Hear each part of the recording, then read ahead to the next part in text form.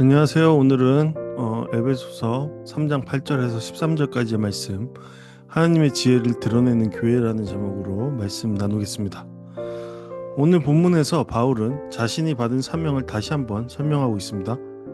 바울은 자신을 모든 성도들 중에 지극히 작은 자보다 더 작은 자라고 고백하고 있죠. 그러나 하나님은 그런 바울에게 엄청난 은혜를 공급해 주셨습니다. 그 은혜는 단순히 구원받은 은혜가 아니죠. 이방인들에게 복음을 전하고 하나님께서 감추어 두셨던 비밀을 드러내는 사명이었습니다. 그 비밀은 무엇이었습니까? 유대인과 이방인이 그리스도 안에서 하나가 되는 것이었습니다. 그리고 하나님은 그 일을 통해 단지 하나님을 사람들을 구원하는 것에 그치지 않고 교회를 통해 하나님의 지혜를 온 우주에 드러내고 계십니다.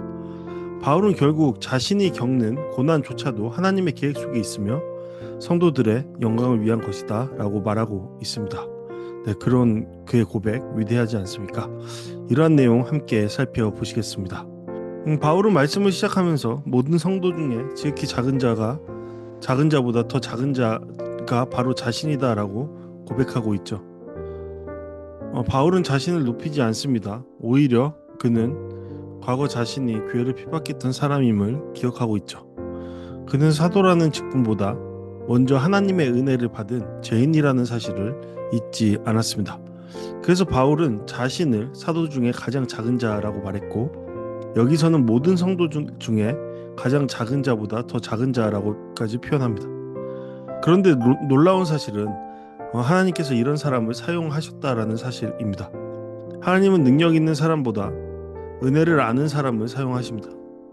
자신이 얼마나 부족한지를 아는 사람이 하나님의 은혜를 가장 선명하게 드러낼 수 있기 때문입니다. 바울의 위대함은 그의 능력에 있지 않죠. 자신이 얼마나 하나님의 은혜로 살아가는 존재인지를 알았다는 데 있었습니다. 바울이 전한 복음의 핵심은 예수 그리스도이십니다. 본문의 표현대로라면 측량할 수 없는 풍성함이 바로 그것입니다.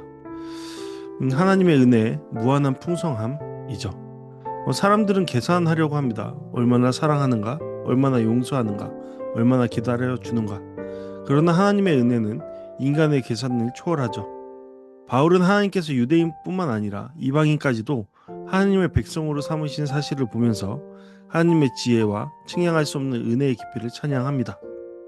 십자가는 인간이 생각할 수 없었던 방식의 구원입니다.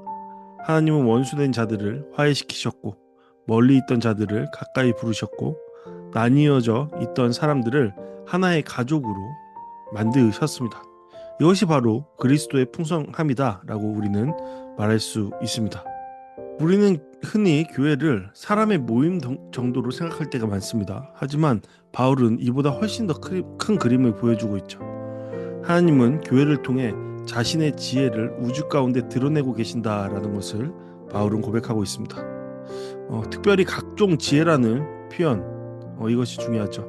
아름답고 복합적인 지혜, 곧 하나님의 지혜는 단순하지 않다라는 겁니다. 다양하고 풍성하고 깊고 아름답습니다. 창조도 하나님의 지혜입니다. 그러나 구원은 더욱 놀라운 지혜입니다. 죄로 무너진 세상을 회복하시고 서로 원수였던 사람들을 하나로 묶으시고 깨어진 관계를 다시 세우시는 것입니다. 교회는 바로 그것에 대한 증거이죠. 유대인과 이방인이 하나 되는 모습 자체가 하나님의 작품인 것입니다. 따라서 교회는 하나됨을 통해 세상에 하나님의 작품, 하나님의 계획은 바로 이러하다, 세상에 대한 계획은, 회복은 바로 이러하다라는 것을 보여줄 수 있어야 할 것입니다. 바울은 놀라운 이야기를 합니다. 교회의 존재가 통치자들과 권세자들에게 하나님의 지혜를 알린다라는 것이죠. 여기에서 통치자들과 권세자들은 단순한 정치 권력이 아니라 악한 영적 세력을 의미하는 겁니다. 세상은 여전히 분열을 만들어냅니다. 사람을 나누고 갈등하게 하고 서로 미워하게 만듭니다. 그것이 우리의 현실이죠. 그러나 교회는 정반대의 모습을 취해야 합니다. 물론 이것이 참 서글픕니다. 우리의 교회가 오히려 그 목적을 상실한 모습을 취할 때가 많기 때문입니다. 그러나 교회는 화해를 보여줍니다. 용서를 보여줍니다. 연합을 보여줍니다. 그래서 교회가 존재하는 것 자체가 하나님의 승리의 선언이 되는 겁니다. 악한 세력들은 분열을 만들지만 하나님은 그리스도 안에서 하나 되게 하십니다. 교회는 하나님 나라가 이미 시작되었음을 보여주는 모델, 표지판이라는 것을 잊지 말아야 할 것입니다. 바울은 하나님과 우리의 관계를 이어서 설명하죠. 예수님 이전에는 하나님께 나아가는 것이 두려운 일이었습니다. 죄인이 거룩하신 하나님 앞에 나아갈 수 없었습니다. 가까이 갈 수 없었습니다. 그러나 이제 우리는 다릅니다. 예수 그리스도를 통해 하나님께 나아갈 길이 열렸기 때문입니다. 두려움은 담대함으로 변했고, 거리감은 친밀함으로 변했고, 정죄는 은혜로 변했습니다. 이것이 예수님을 통해 우리에게 온 주님의 다함없는 은혜라 말할 수 있을 겁니다. 담대함이라는 단어가 눈에 띄는데요. 이것은 친한 친구 사이에 거리낌 없는 대화를 의미한다라고 볼 수 있습니다. 하나님은 단순히 우리의 왕이 아니시죠. 우리의 아버지 되시기도 합니다.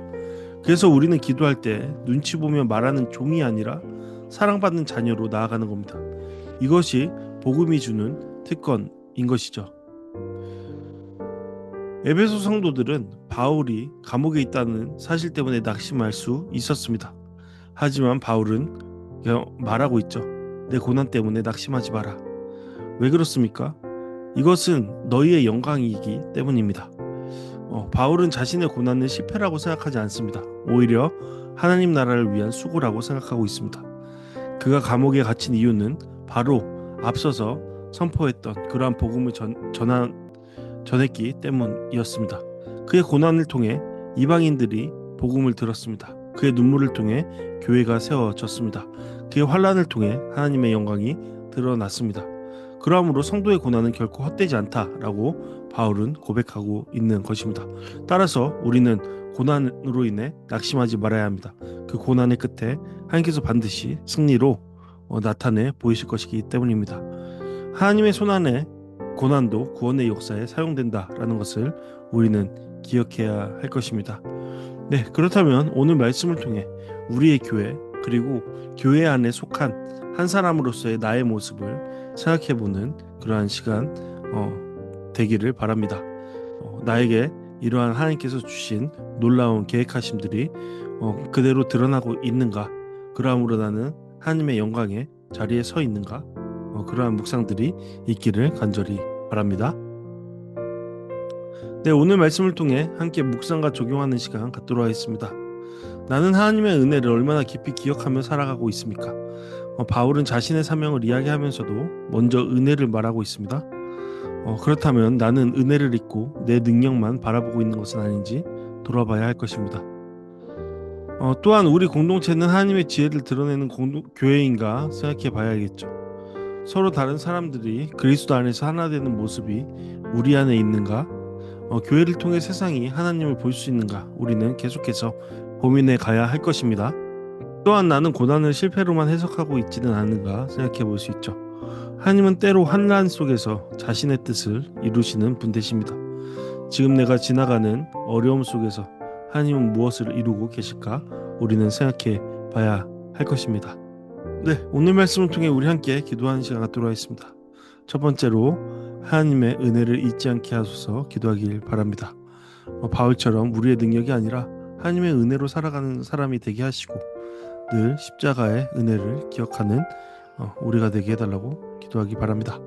두 번째로 우리 공동체가 하나님의 지혜를 드러내게 해달라고 기도하기 바랍니다. 교회를 통해 화해와 사랑과 연합이 나타나게 하시고 세상이 하나님의 살아계심을 볼 수 있도록 해달라고 함께 기도하길 바랍니다. 세 번째로 환난 중에서 또 낙심하지 않게 해달라고 함께 기도하기 바랍니다. 고난 가운데서도 하나님의 선하신 뜻을 신뢰하게 하시고 끝까지 믿음으로 걸어가는 성도 되게 해달라고 함께 기도하시겠습니다.